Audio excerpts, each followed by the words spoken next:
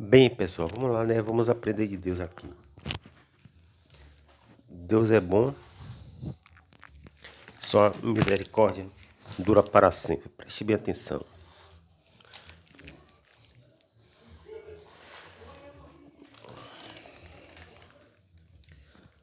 Vamos tentar aqui resumir, né? Esse tema aqui, né? Tentar aqui debulhar, desmantelar, sabe? Esses pormenores aí. Por que sofremos, né? E aí vamos pegar uma espécie de linha, né? De segmento investigativo aí para tentar saber por que nós sofremos. Mas nós não vamos pegar aí, né, a linha de raciocínio da religião hindu, né, até porque ela não nos entrega muita coisa, sabe? Porque a gente também não se baseia nela e também a gente não na verdade, fazemos parte dela, né? Também não vamos pegar a linha de raciocínio do taoísmo, né? Que é uma religião também oriental. Até porque ela também não nos entrega muita coisa e é mais uma filosofia. E também não vamos pegar o do Islã, né? Muito por conta também que não vai nos entregar muita coisa. Então vamos ficar só com a ideologia judaica. Porque dos judeus, né? Foram dos judeus que houve essa construção da ideologia cristã e da ideologia muçulmana, islâmica.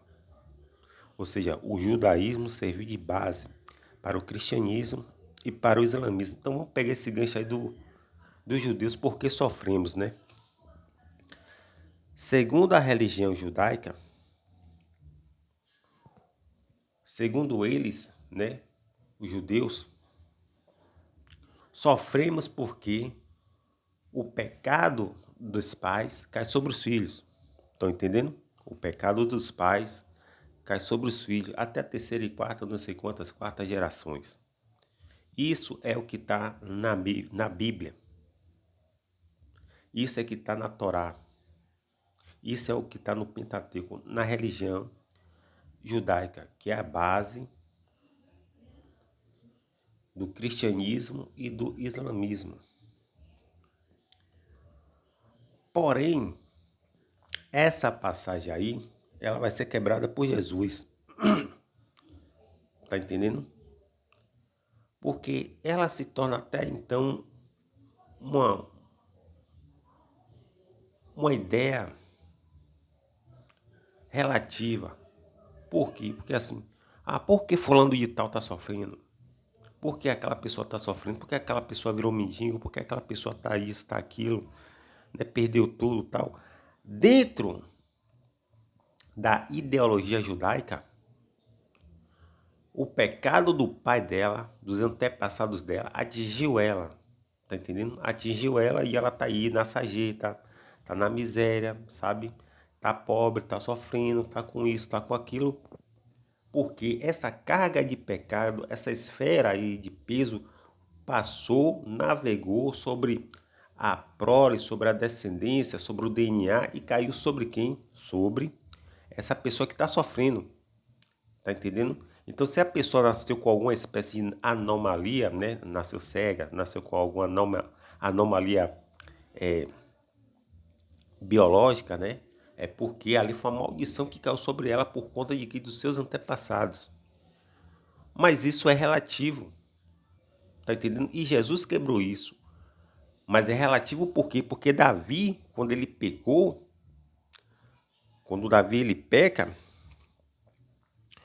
ele conseguiu desconfigurar todo o sistema de vida de seus próprios filhos, tá entendendo? Como Anon, que morreu pela mão de Abisalaão, que morreu pela mão do seu sobrinho Joabe. Joabe era sobrinho do rei Davi e matou Abisalaão, que tinha matado Anon, sabe? E mais tarde Adonias, outro filho de Davi, vai ser morto por Salomão. Ou seja, o pecado de adultério de Davi caiu sobre os filhos, que desconfigurou o destino total de cada filho.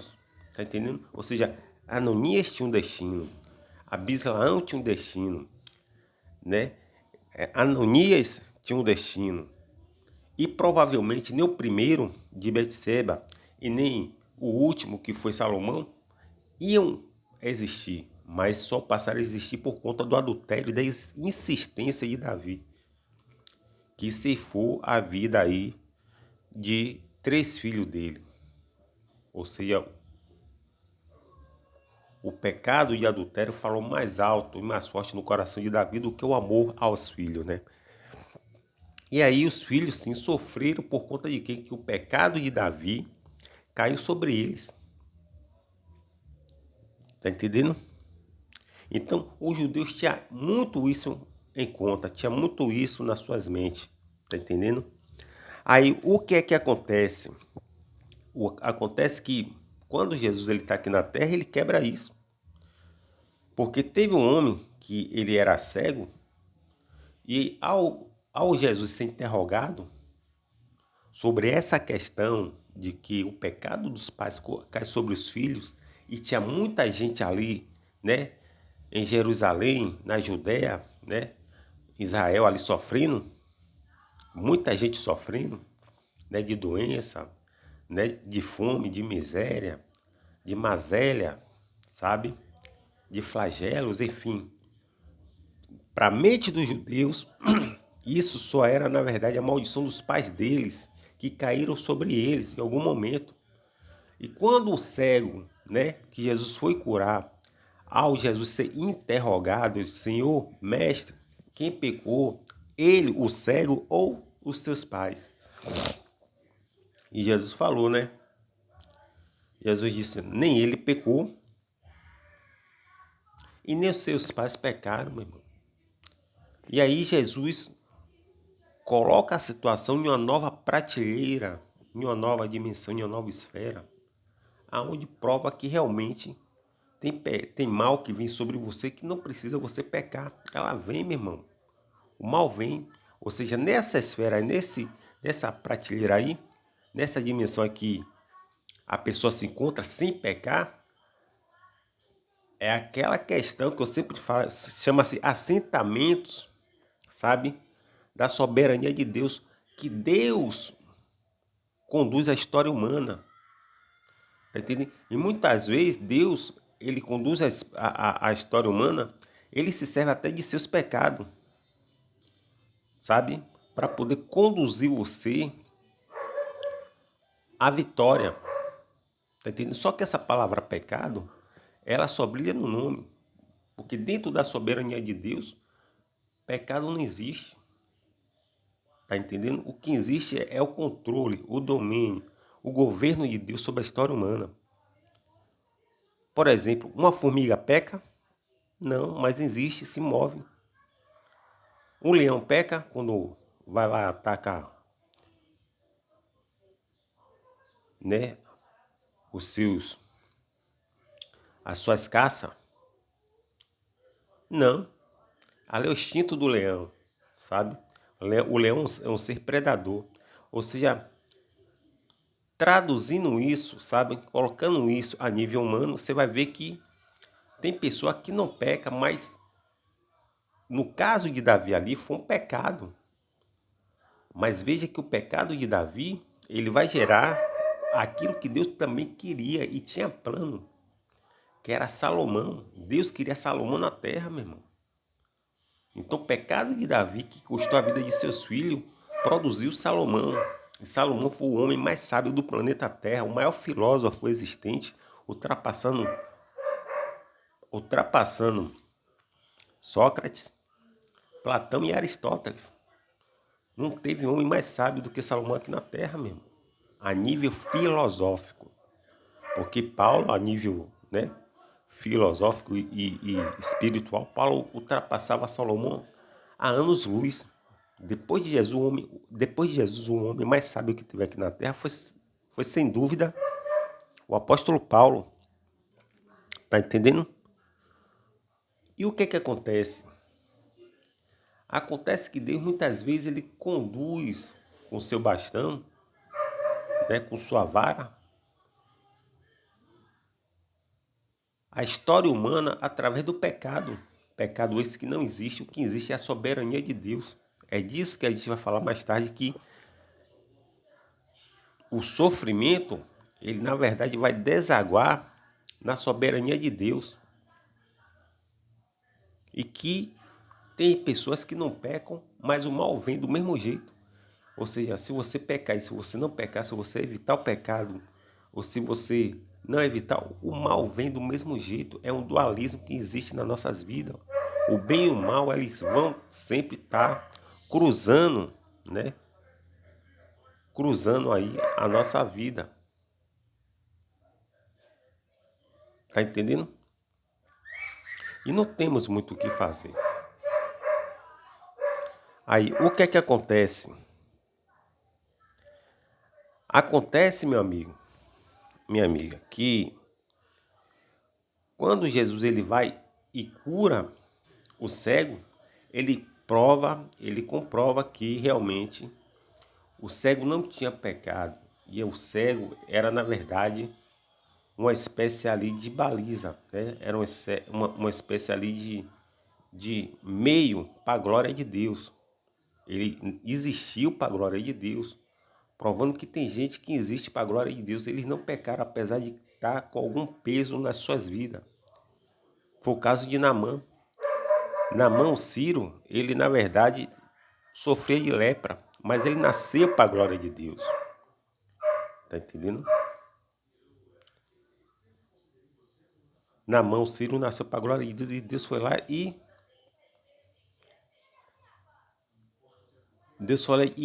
abençoou esse general Ciro com uma cura, sabe? Mas Israel tinha vários leprosos, mas Deus atentou para Ciro, atentou para Amã, né, no caso, o Ciro. A mesma coisa valeu também para a viúva de Serapita. Em Israel também tinha várias viúvas precisando, né, de ajuda, mas Deus atentou para uma viúva de Serapita. Ela era melhor? Não. Simplesmente tem pessoas que nascem para a glória de Deus. Só que isso não entra na nossa cabeça. A Bíblia diz que os pensamentos de Deus são maiores do que os nossos.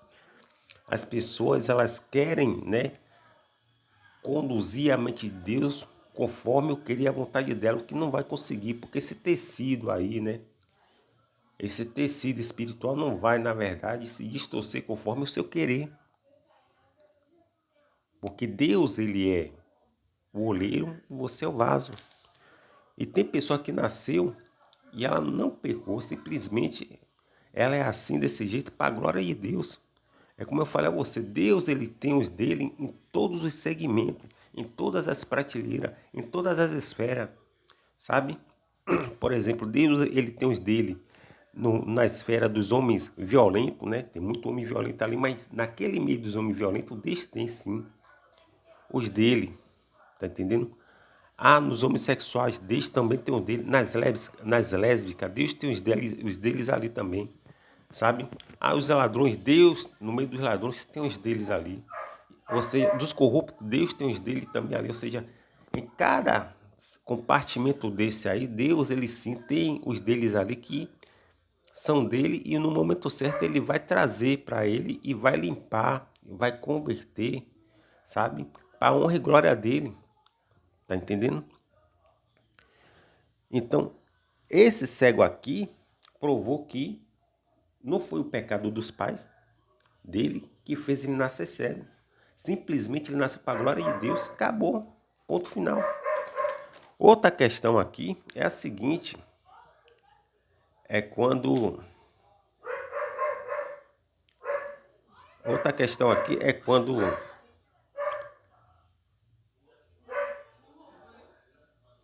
É quando acontece onde o apóstolo Paulo,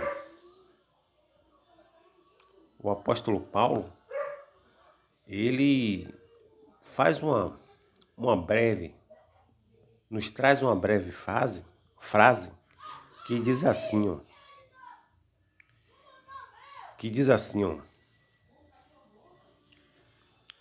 o que plantamos, colheremos, sabe?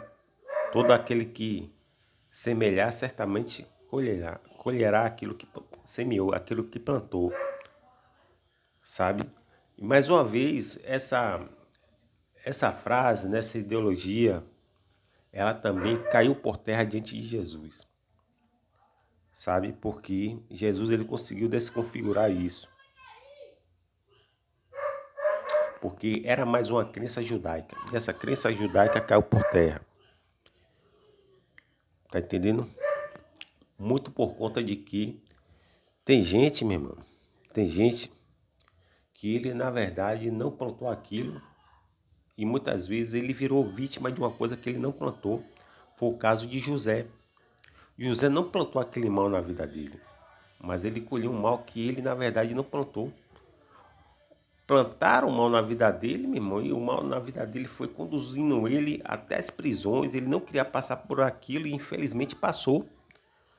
Mas tudo isso aí, a Bíblia diz que todas as coisas contribuem para o bem daquele que Deus ama. Ou seja, o que eu faço agora, vocês não entendem, vocês entenderão depois. Jesus falou isso. Ou seja, José estava sendo conduzido por uma maldade dos irmãos que vitimou ele através de uma covardia, aonde na verdade plantaram mal na vida de José e esse mal foi conduzindo, aflorando na vida de José, levando José para tudo que é canto, até para a prisão, aonde José não queria. Aí eu pergunto a você, José plantou aquele mal na vida dele? Não, plantaram para ele, sabe? O que que acontece? Acontece, meu amigo, minha amiga, que Jesus também sofreu isso. Jesus não plantou mal nenhum contra a vida dele. Já que é, né? Já que é essa questão do que você planta, o que você colhe, tem coisa que você não plantou e você está colhendo porque plantaram contra você, implantaram contra você, investiram contra você. É isso que o salmista Davi fala, pedindo a Deus ajuda constantemente contra aquelas pessoas maldosas contra ele. Armaram-me uma rede. Quando o salmista Davi fala armaram-me uma rede, é porque armaram uma rede perante Davi. E o que foi que aconteceu? Aconteceu que Davi, ele viveu em uma iminência constante de morte. Ele sofreu segregação social, porque não podia viver uma vida social por conta da perseguição imposta pelos inimigos, imposta pelo rei Saul. Tá entendendo? E também ele viveu aí em um estado de alta vulnerabilidade. Então Davi ele foi construindo os salmos se baseando na própria vida dele, que corresponde muito às nossas vidas. Tem mal que você não plantou e que vão implantar. É uma calúnia que fala contra você, meu irmão. Tá entendendo? É uma calúnia que fala contra você, sabe? É uma mentira que fala contra você, é uma injúria que fala contra você. Quantas pessoas estão na prisão por conta de mal que elas não fizeram e atribuíram a elas esse mal? Inventaram, caluniaram, forjaram e a pessoa está na prisão. Tem muita gente que está na prisão inocente, meu. A prisão não só é feita de pessoas que realmente fizeram o mal. A prisão também tem gente ali inocente. A maior prova disso foi José. José estava na prisão, eu acredito que não foi só José. Tinha muita gente ali também, né? Que estava na prisão e que também estava na mesma situação de José, que não fez absolutamente nada. Ou seja, implantaram mal na vida dessa pessoa. Então, essa questão que Paulo fala também se torna relativo. Assim também como se torna relativo àquela primeira passagem que eu acabei de falar para vocês. Mas que passagem foi? Foi a passagem que o pecado dos pais cai sobre os filhos. Jesus quebrou isso. Jesus falou, o cego não pecou. E isso está acontecendo para a glória de Deus, quebrando isso aí. Certo? Tudo bem que isso aí foi fato na vida de Davi. O pecado de Davi desconfigurou a vida dos seus filhos. Mas ali Deus tinha um propósito de trazer Salomão. Sabe? Deus traz à existência aquilo que não existe. Então, Salomão era produto biológico de uma soma, né, de agregação e ajuntamento entre Betseba e Davi. Ou seja, os dois tinham uma genética poderosa que, se somasse, ia dar um homem muito inteligente que era Salomão. Então Deus tinha propósito para isso. Deus é mistério, meu irmão. A gente não sabe todas as coisas, sabe? E se tentarmos entender a mente de Deus, a gente vai ficar maluco. Os meus pensamentos não são os vossos pensamentos. O que que acontece? Acontece também que o que você planta é o que você colhe, nem sempre. Tem coisa que você não plantou e você vai colher. Tá entendendo? Tem coisa que você não plantou e que você vai colher. Você vai colher perseguição, você vai colher aí, né? As pessoas vão fazer incursão contra você, vão te denegrir, vão te maltratar, enfim, coisa que você não fez. Tem coisas que você planta e que você realmente está colhendo. Foi o caso de Moisés. Moisés matou um egípcio. E ao matar o egípcio, o que foi que aconteceu? As autoridades egípcias, sabe, saíram ao encalço de Moisés, porque ele tinha matado um egípcio. Então, as autoridades egípcias aí caçaram Moisés para poder pegar Moisés. E Moisés aqui caiu fora, meu irmão. Por quê? Porque as autoridades egípcias queriam a cabeça dele de qualquer jeito, de qualquer forma. Ele plantou aquele mal para a vida dele, que também, dentro dos padrões do querer e da vontade de Deus, que conduz toda a história da humanidade, dos 7 bilhões de seres humanos aqui, Deus, ele tem o controle e o governo de todas as coisas. Ou seja, assim como Salomão, Moisés também foi plano de Deus, sabe? Então, quando as coisas é plano de Deus, as coisas vão concordando para o bem daqueles que amam a Deus. Ou seja, José se tornou o segundo homem mais importante do Egito e Moisés se tornou o maior líder de Israel de todos os tempos. Porque por trás disso aí estava o que? A condução espiritual de Deus, chamada de soberania. Quem pecou? Ele, ó pai, ninguém. O que foi que ele plantou? Se ele plantou, certo? Tinha sim uma ligação com a vontade e o querer de Deus. Deus fez aquilo ali para aquilo ali ser assim, daquela forma com Moisés, para que realmente toda a história ali se seguisse conforme eu queria a vontade de Deus. E depois Deus traz Moisés para libertar o povo dele. Veja quem Deus trouxe, o próprio Moisés, para enfrentar o maior algoz dele, ficar em uma espécie de acariação face a face com quem? Com Ramsés, o homem mais poderoso do planeta Terra naquele tempo. Sabe? Então tem pecado que você planta e você colhe, tem pecado que você não planta e você colhe do mesmo jeito. Tá entendendo? Então, Deus, ele tem o controle de todas as coisas, sabe? Mas o mais interessante aqui é que o que vai nos deixar agora mais tranquilo é que teve homens de Deus que são exemplo de que eles não plantaram mal e colheram. José foi um, não plantou mal nenhum e colheu mal. Daniel na cova dos leões foi outro, sabe? Não plantou mal nenhum e colheu mal. O próprio Jó, Deus elogiou Jó, disse Jó é um homem justo, mas foi flagelado pelo mundo espiritual.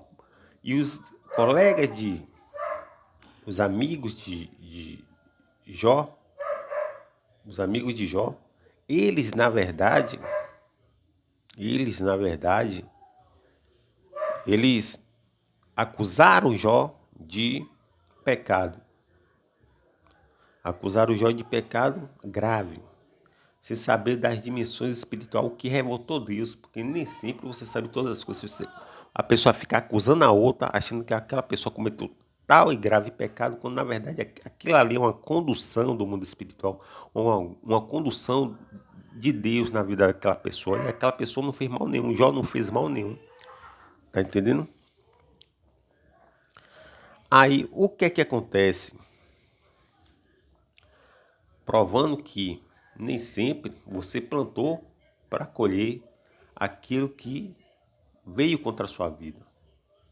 E muitas vezes, muito pouco você pode fazer. Tá entendendo?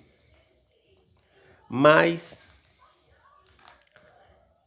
o que nós aprendemos aqui, de forma absoluta, é que Deus, como Senhor e soberano da história dos seres humanos, sabe? Deus, é Ele que conduz a história humana. E para Ele conduzir a história humana, o pecado fica inexistente.